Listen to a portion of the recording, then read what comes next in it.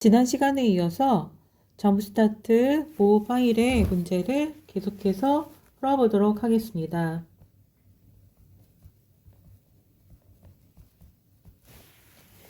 자, 10번 문제입니다.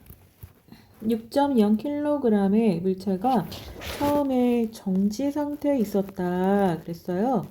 그러다가 12N의 일정한 수평력을 받아서 마찰이 없는 이라 그랬습니다. 수평면을 따라 오른쪽으로 움직이고 있다 그랬네요. 물체가 수평 방향으로 3.0m 움직인 후에 속력은 어떻게 될까요? 하는 것이 문제입니다. 힘을 작용해서 이동을 시켰죠? 그러면 그 힘이 뭐 한 거죠? 일을 한 거예요. 힘이 일을 했다. 힘이 한 일은 수평 방향의 힘 곱하기 변이의 크기. 자, 그런데 일을 해주면 일 에너지 정리가 뭐였죠? 운동 에너지가 변한다는 거였어요. 이것을 적용해서 문제를 푸셔야 돼요. 운동 에너지가 변한다. 나중 운동 에너지 마이너스 처음 운동 에너지. 자, 해서 운동 에너지에 관한 식을 적용하시면 되겠습니다. 운동 에너지는 2분의 1 곱하기 질량 곱하기 속력의 제곱 이렇게 된다 그랬죠? 그래서 나중 운동 에너지는 2분의 1 곱하기 질량 곱하기 나중 속력의 제곱. 처음 운동 에너지는 2분의 1 곱하기 질량 곱하기 처음 속력의 제곱. 자, 해서 이제 이 관계를 이용하시게 되면은 힘을 받아서 이동해서 힘이 일을 했을 때 속력을 알 수가 있어요. 힘이 한 일은 힘의 크기 12N 곱하기 변이의 크기 3.0m가 되는 거고요. 그래서 운동 에너지가 변한다. 나중 운동 에너지 2분의 1 곱하기 질량 곱하기 질량 6.0kg 곱하기 속력. 나중 속력을 모르네요. 나중 속력의 제곱 마이너스 2분의 1 곱하기 질량 곱하기 처음 속력. 처음에 뭐 하고 있었다 그랬죠? 정지하고 있었다. 처음 속력은 0이 되네요. 자, 이 관계를 이용하게 되면은 3.0m 움직인 후에 나중 속력을 알 수가 있겠습니다. 그래서 이제 요거는 0이 되는 거고, 그래서 나중 속력의 제곱이 어떻게 되냐면 2 곱하기 12N 곱하기 3.0m 나누기 6.0kg 이래가지고 이제 제곱근에서 나중 속력을 이 숫자 두 개로 구해보게 되면은 이제 이게 3.46 점점점 블라블라 미터 퍼섹 나오기 때문에 이 숫자 두 개로 구해보게 되면은 3.5 미터 퍼섹이 되겠습니다. 그래서 힘을 받아서 움직인 후에 속력을 이와 같이 구할 수가 있겠습니다. 다음 문제 11번 문제입니다. 수평 트랙을 따라서 움직이는 질량 0.250kg의 물체가 트랙 끝에 위치한 용수철에 충돌하기 직전의 속력이 1.50m/s이라 그랬어요. 용수철 상수가 4.60Nm/m일 때 트랙의 마찰을 무시한다면 용수철의 최대 압축 길이는 얼마인가? 라고 묻고 있어요. 그러니까 이제 용수철이 있고요. 수평면에 용수철이 있고요. 물체가 이 수평면 상에서 움직이다가 용수철에 와서 붙게 되고 움직이던 관성으로 인해서 용수철을 밀어서 압축을 시키게 되는 그런 경우에 해당되겠습니다. 그래서 압축을 시키면은 용수철에 탄성력이 작용해서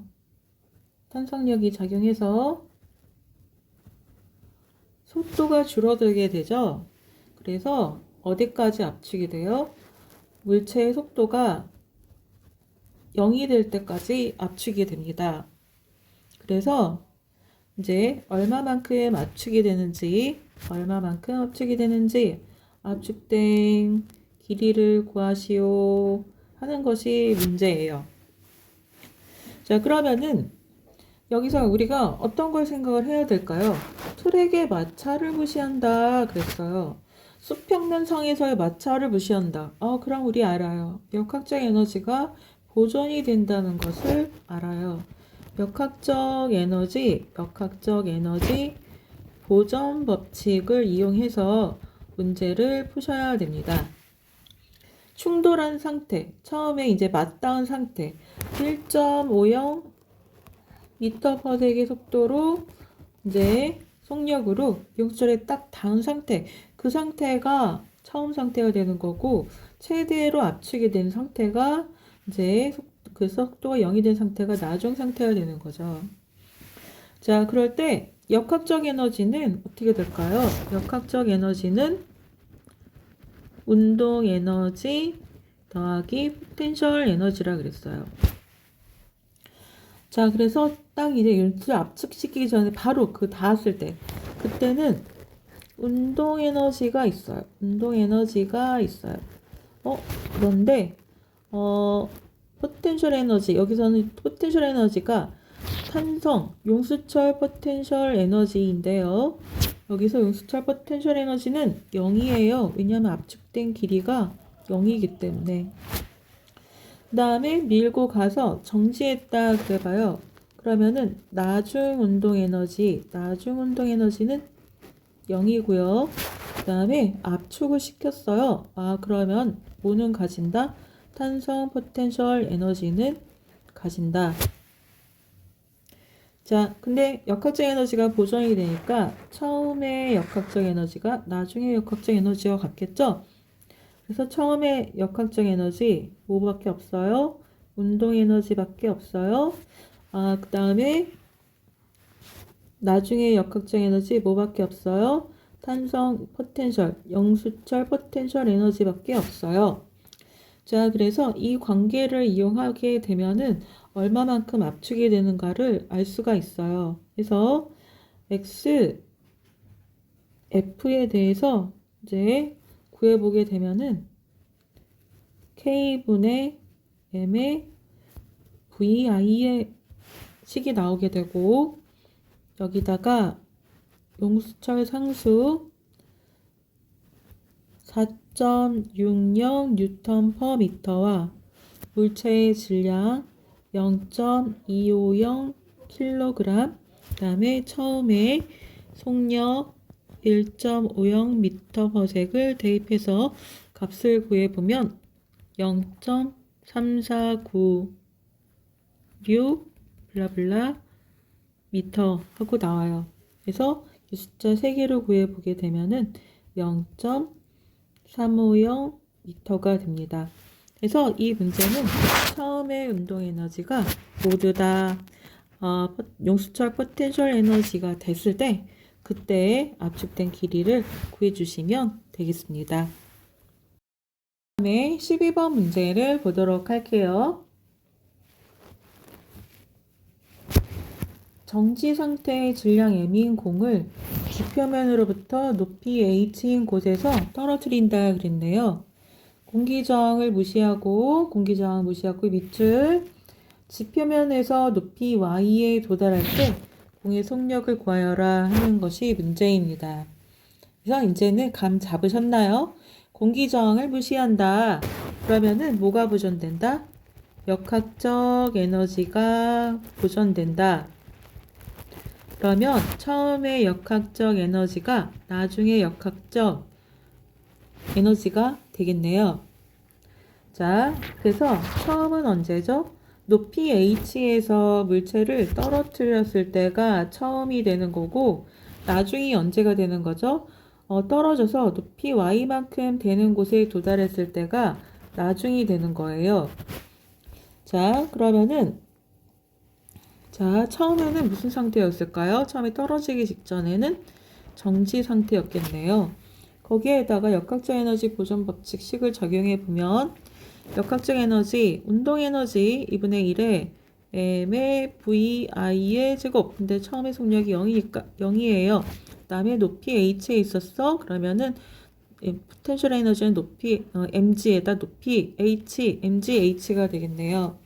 그다음에 이제 내려오면서 어떻게 될까? 중력에 의해서 가속이 되면서 속도를 가지고서 움직이게 돼요. 그래서 높이 y만큼 왔을 때의 속력을 이제 VF라고 해보면, 속력을 VF라고 해보면 그때 운동 에너지는 2분의 1에 m의 VF의 제곱이 될 거예요. 그리고 포텐셜 에너지도 가져요. 높이 y에서 mgy라는 포텐셜 에너지도 가져요. 자, 이 관계를 이용하시는 겁니다. 그래서 역학적 에너지가 보존이 되니까 처음에 역학적 에너지 mgh는 나중에 역학적 에너지 2분의 1에 m의 vf의 제곱에 더하기 mgy와 같다. 자, 해서 이제 여기서 이 관계에서 우리가 뭘 알 수가 있다? 높이 y에 도달했을 때 속력 vf를 알 수 있다. 이렇게 되는 것이죠. 근데 여기서 보니까 질량 m이 공동으로 다 포함이 됐어요. 그러면은 이렇게 약분할 수가 있겠네요. 자, 그러면은 식을 정리해 보면 2분의 1 vf의 제곱은 g의 h-y가 돼요. 그러면 vf에 대해서 풀어볼 수가 있겠다. vf는 루트 2g h-y가 되겠구나. 이만큼의 속력으로 움직이게 된다는 것이죠. 자, 13번 문제를 풀어보도록 하겠습니다. 수평면에서 처음에 정지하고 있던 6.0kg의 물체를 크기가 일정한 12N의 수평 방향 힘으로 오른쪽으로 당긴다. 자, 그러면 수평 방향으로 이동하겠네요. 자, 그런데 물체가 접촉한 표면의 운동 마찰 계수가 0.15래. 그러면은 움직이면서 뭐가 작용한다? 마찰력이 작용한다. 자, 그래서 3.0m 이동한 후에 속력을 구하여라 하는 것이 문제가 되겠습니다. 우리 앞에서 이제 풀어갔던 문제에 뭐가 적용이 된 거죠? 운동 마찰력이 적용이 된 경우가 되겠습니다. 그래서 1 에너지 정리를 이용하시면 되는데, 알짜힘이 한 일은 운동 에너지 변화량과 같다. 이것을 이용해서 문제를 푸시면 되는데, 여기서 알짜힘에는 뭐가 있는 거죠? 마찰력도 있고 12N의 힘도 있는 거예요. 그러면 마찰력이 한 일에다가 12N의 한 일, 12N이 한 일 더한 게 알짜힘이 한 일이 되고, 그것이 뭐가 된다? 운동 에너지 변화량이 되는 거죠. 자, 해서 문제 상황을 그림으로 그려보면은 물체가 있는데 정지 상태에 있었는데 12N의 힘을 오른쪽으로 작용해서 3.0m 이동한 거예요. 그런데 뭐가 작용한다? 마찰력이 작용한다. 반대 방향으로, 운동의 반대 방향으로 마찰력이 작용한다. 이런 경우가 되겠습니다. 그러면 마찰력이 한 일은 어떻게 될까요? 운동 마찰력의 크기 곱하기 변이 크기 곱하기 코사인 180도. 12N의 한 일은 힘 곱하기 변이 크기 곱하기 코사인 0도. 이것이 운동 에너지 변화량과 같다. 나중 속력에서의 운동 에너지 마이너스 처음 속력에서의 운동 에너지와 같다. 근데 여기서는 운동 마찰력의 크기가 얼마인지 안 나와 있어요. 하지만 우리 구할 수가 있어요. 왜냐하면은 운동 마찰력의 크기는 운동 마찰 계수 곱하기 수직 항력이다 그랬는데 수평면 이에 놓여 있잖아요. 그러면 수평면에서는 수직 항력의 크기가 물체의 무게와 같다 그랬어요. 이런 식으로 해서 이제 운동 마찰력의 크기를 구할 수가 있는 것이죠. 그래서 운동 마찰력 운동 마찰계수 곱하기 질량 곱하기 충격과 속도 그리고 변이를 곱하고 코사인 180도 마이너스 1 하는 것이 되고, 다음에 힘의 크기 12N의 변이 크기 코사인 0도 1 해가지고 더해서 한 것이 2분의 1의 m의 vf의 제곱 마이너스 2분의 1의 m의 vi의 제곱이 된다. 이렇게 되는 거죠. 그래서 값들을 대입해보면 마이너스 운동 마찰 계수는 0.25, 물체의 질량은 6.0kg, 변이는 3.0m. 해서 계산해주면 되고 희미한 일은 12N 곱하기 3.0m 해주시면 되고, 나중에 운동 에너지는 2분의 1 곱하기 질량 곱하기 나중 속력의 제곱, 나중 속력을 몰라요. 이걸 구해야죠. 자, 하고 마이너스 2분의 1의 질량 6.0kg 곱하기 처음 속력의 제곱, 처음 속력은 0이죠. 0. 그러면 이게 0이 돼요. 그래서 이제 나중 속력 구해볼 수가 있겠습니다. 그래서 나중 속력의 제곱에 대해서 이제 식을 풀어보게 되면은 2 곱하기 12N 곱하기 3.0m 마이너스 0.25 곱하기 6.0kg 곱하기 3.0m 나누기 6.0kg 이렇게 돼요. 그래서 이제 이 식을 간단하게 정리해보면 2 곱하기 3.0m를 묶어줄 수가 있죠. 그리고 이제 6.0kg분의 12N 되고 마이너스 0.15에 6.0kg이 약분되니까 9.80m/s 제곱 되고, 그새 제곱근에서 구해시게 되면은 이 숫자 두 개를 쓸 때 1.8m/s 하고 나오겠습니다. 15번 문제 보도록 하겠습니다. 그림과 같이 질량이 1.6kg인 물체가 용수철 상수 1000N/m인 수평 방향의 용수철에 연결되어 있다라고 하네요. 물체가 용수철에 연결되어 있다. 용수철을 2.0cm만큼 압축한 뒤 정지 상태로부터 놓는다 그랬어요. 표면에 마찰력이 없다. 이 수평면과 물체 사이에 마찰력이 없다. 그런 경우 평형 위치 x = 0이 되는 평형 위치를 통과할 때 속력을 구하여라 하는 것이 문제입니다. 용수철을 압축을 시키잖아요. 물체를 밀어서 압축을 시키면 탄성력이 작용하죠. 그래서 압축이 된 상태에서 물체를 놓게 되면은 탄성력의 방향으로 가속이 되면서 속도를 가지고 움직이게 돼요. 자, 그래서 처음 위치, 평형 위치, 아무런 탄성력이 작용하지 않는 용수철이 원래 길이가 된 그 평형 위치로 왔을 때 속력을 구하여라, 물체의 속력을 구하여라 하는 것이 문제예요. 자, 그런데 여기서 마찰력이 작용하지 않는다 그랬어요. 그러면은 역학적 에너지가 보존이 되는구나. 역학적 에너지 보존 법칙을 이용해서 풀어야 되는 문제입니다.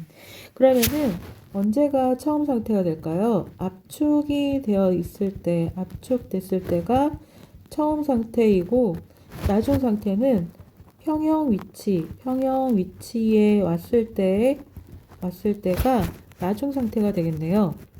그러면 압축이 됐을 때 역학적 에너지는 운동 에너지, 처음 속력에서의 운동 에너지 더하기 그때 이제 용수철 포텐셜 에너지, 압축된 길이를 xi라고 했을 때 용수철 포텐셜 에너지 한 것이 처음 역학적 에너지인데, 처음에는 잡고 있었어요. 그러니까 뭐 하고 있었죠? 정지하고 있었어요. 그러니까 처음 운동 에너지는 0이 되겠네요. 그 다음에 평형 위치에 오게 됐을 때, 자, 그때 역학적 에너지, 속도를 가지고 움직이니까 운동 에너지가 있겠네요. VF라는 속력으로 움직이게 된다면 운동 에너지 2분의 1의 m의 VF의 제곱이 될 거고, 그 다음에 물체의 변이가 XF가 된다면 그때 용수철 포텐셜 에너지가 있겠는데, 그런데 평형 위치에 오게 되면은 물체의 변이가 0이에요. 그래서 용수철 포텐셜 에너지가 0이 됩니다. 그런데 이런 역학적 에너지가 보존이 된다. 처음 역학적 에너지와 나중 역학적 에너지가 같다. 자, 그러면은 결국에 어떻게 되죠? 처음에 압축이 된 상태에서 가지고 있던 용수철 포텐셜 에너지가 평형 위치를 지날 때 뭐로 되죠? 운동 에너지로 되는 것을 알 수가 있어요. 그래서 이 관계에서 이제 평형 위치를 지날 때 속력을 계산할 수가 있겠네요. 그래서 속력을 계산해 보면 루트 n분의 k의 xi의 절대값 이런 관계가 있어가지고 왜냐면 우리가 구하는 건 속력이거든요. 그래서 값을 대입을 해보면 질량은 1.6kg이라 그랬고 그 다음에 용출 성수가 1000Nm/m라 그랬어요. 자, 그래서 이렇게 되고 그다음에 얼마만큼 압축을 시켰냐면은 2.0cm만큼 압축을 시켰다 그랬어요. 그러면 변이는 마이너스 2.0cm 10의 마이너스 2승미터가 되겠네요. 자, 이렇게 해서 우리가 속력을 계산할 수가 있겠습니다. 그래서 그 값을 알아보면 0.50m/s이 됩니다. 자, 16번. 70.0kg의 등산가가 325m의 높이의 정상을 45분 만에 오르기 위한 평균 인류를 계산하여라 라고 하고 있어요. 평균 인류는 어떻게 계산하죠? 희미한 일을 그 일을 하는데 걸린 시간으로 나눠서 계산을 하죠. 그래서 희미한 일과 힘이 일을 하는데 걸린 시간 각각 계산해서 이제 대입해서 이제 우리가 평균 인류를 구할 수가 있겠습니다. 70kg의 등산가가 325m의 높이에 도달하려면은 얼마만큼의 일을 해야 될까요? 올라가는데 얼마만큼의 힘이 필요할까? 중력만큼의 일이 필요해요. 그 중력의 힘으로 높이 올라간 것이다. 자, 그래서 희미한 일은 70.0kg 곱하기 9.80m/s 제곱 곱하기 얼마의 높이죠? 325m 이렇게 되죠. 그 다음에 얼마 만에 올라갔다 그랬죠? 45분 만에 올라갔다 그랬어요. 45.0분 만에 올라갔다 그랬어요. 자, 그런데 우리 일을 계산할 때 시간의 단위가 뭐였냐면 초였어요. 그러면 이 시간도 역시 초로 고쳐줘야 돼요. 45.0분에다 곱하기 분모의 1.00분 분사의 60.0초 해주시면 되겠죠? 자, 이렇게 해서 시간을 계산할 수가 있습니다. 그래서 평균 인류를 어떻게 계산한다고요? 희미한 일을 일을 하는데 걸린 시간으로 나눠서 그래서 70.0kg 곱하기 9.80m/s 제곱 곱하기 325m 나누기 45.0분 곱하기 1.00분분의 60.0초 해서 계산을 해주게 되면은 82.5 하고 나오고요. 단위를 보면 분자의 단위는 킬로그램 제곱미터/s의 제곱이고요. 분자 킬로그램 제곱미터/s 제곱을 뭐라고 한다 그랬죠? 주울이라고 한다 그랬죠? 그것을 세크로 나눈 것. 이것이 바로 뭐죠? 와트가 됩니다. 그래서 평균 효율 82.5W 이렇게 구해주시면 되겠습니다.